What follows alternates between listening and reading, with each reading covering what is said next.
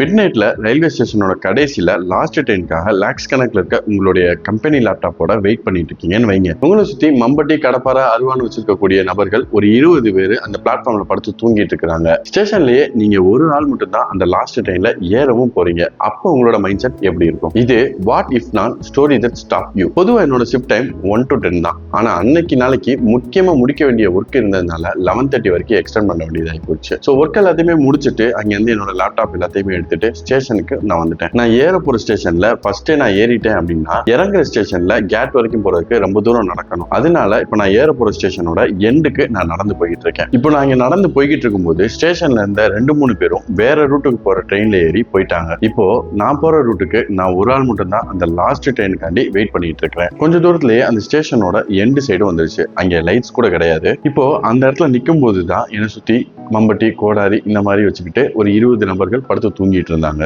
எனக்கு கொஞ்சம் பயம் தான். ஏன்னா ஆபீஸ் லேப்டாப் அதெல்லாம் இருக்குது அப்படின்னு சொல்லிட்டு ஒரு பயம் இருந்தது. ஆனா அங்க நடந்த சீனே வேற. கொஞ்ச நேரத்துல அங்க அடிச்ச குளிர் காத்துல எனக்கு பயங்கரமான இருமல் வர ஆரம்பிச்சிச்சு. என்னோட இருமல் சத்தத்தை கேட்டு தூங்கிட்டு இருந்த ஒருத்தர் முழிச்சு உட்கார்ந்தாரு. எந்திரிச்சு உட்கார்ந்த அவரு என்னை பார்த்து, என்னப்பா குளிர் காத்து எதுவும் ஒத்துக்கலையா? எங்க வீடு இந்த தான் இருக்கு, தண்ணி வேணா எடுத்துட்டு வருவா அப்படின்னு அந்த ஸ்டேஷனோட காம்பவுண்ட் வாலுக்கு அந்த சைடு கை காமிச்சாருங்க. இல்ல பரவாயில்லண்ணா அப்படின்னு சொல்லிட்டு என் பாக்கெட்ல இருந்த ஹால்ஸை எடுத்து வாயில போட்டுட்டு ட்ரெயினுக்காக வெயிட் பண்ணிட்டு இருந்தேன். ட்ரெயினும் வந்துச்சு. அதுல ஏறினதுக்கு அப்புறம் தான் அவர் காமிச்ச அந்த சைட் வியூ எனக்கு தெரிஞ்சது. அங்க இருந்த எல்லாமே குட்டி குட்டி வீடுங்க. 4 பேர் ஒன்னா சேர்ந்து தூங்கவே முடியாது. ஆல்ரெடி அங்க பெரியவங்க, குழந்தைங்க, லேடிஸ் எல்லாமே தூங்கிட்டு இருக்காங்க. அப்படிங்கிறதுனால தான் இவங்களோட வேலையை பார்த்து முடிச்சுட்டு வந்து இந்த பிளாட்ஃபார்ம்ல தூங்கிட்டு இருக்காங்க அப்படிங்கிறது அப்ப எனக்கு தெரிய வந்துச்சு. ஸோ இப்பதான் எனக்கு புரிஞ்சது, அவங்க என்னோட மைண்டை டிஸ்டர்ப் பண்ணல, நான் தான் அவங்களோட தூக்கத்தை டிஸ்டர்ப் பண்ணியிருக்கேன் அப்படிங்கிறது. ஒருத்தரை நம்ம பார்க்குற விதம் செவத்துக்கு அந்த சைடு பார்க்கும்போது அதுவே வேறையா தெரியுதுல. இதுதான் லைஃப்.